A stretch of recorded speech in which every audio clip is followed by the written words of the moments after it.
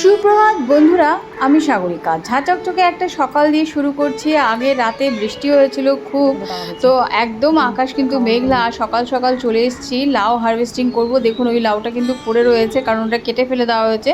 লাউগুলো অনেক বুড়ো হয়ে গেছে, তো আমরা কেটে কেটে জমির সঙ্গে মিলে দিচ্ছি। আমরা কিন্তু বিক্রি করি না কোনো সবজি, সকলকেই দিই, নিজেরা খাই। তো শ্বশুরমশাই কাজ করছিল, তো এই জামা কাপড় পরে আছে, কেউ কিন্তু কোনো মন্তব্য করবেন না, কারণ কিচেন গার্ডেনে কিন্তু ভালো জামা কাপড় পরে কাজ করা যায় না। কাটেন, আপনি কাটেন, কাটার ভিডিও তুলবো। বাবা, তিনটে গেল, ওইখানে তো আরেকটাও আছে। এইগুলো লোককে দিতে ইচ্ছা করে, মায়া লাগে। কচি আছে, একেবারে বুড়ো হয়নি। কচি আছে, হ্যাঁ, বাড়ির লোকও খায়। দেখুন কি সুন্দর হয়েছে।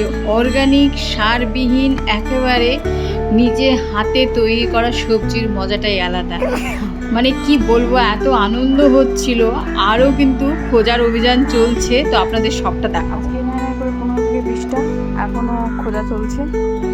তো বরবটি ডাঁটা হয়েছে, মানে এইভাবে কুড়িয়ে এনেও আমাদের কিন্তু আরামসে দু চার দিন কেন, এক সপ্তাহ আমাদের বাজার না করলেও কোনো অসুবিধা নেই।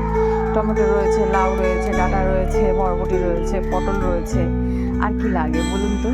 এই মজাটা কিন্তু আলাদাই বন্ধুরা। আর খুব মশা, এখানে দাঁড়িয়ে দাঁড়িয়ে ভিডিও করছি, মশা কামড়ে শেষ করে ফেলছে। কালকে বৃষ্টি হয়েছিল, হাত পা ঝাঁকাচ্ছি। যদি চ্যানেলটিকে আপনাদের ভালো লেগে থাকে, অতি অবশ্যই লাইক, শেয়ার, সাবস্ক্রাইব করবেন। আমি হাঁপসে গেছি, ওই ঢালুর থেকে এত বড় বড় লাউ নিয়ে এসেছি। মশা রক্ত খেয়ে কী করেছে দেখতে পেরেছেন। দাঁড়িয়ে দাঁড়িয়ে ভিডিও করছি। সত্যি ক্রিয়েটর হওয়া মামুলি কথা না। আপনারা গুনতে থাকুন লাউ কী হারে হয়েছে।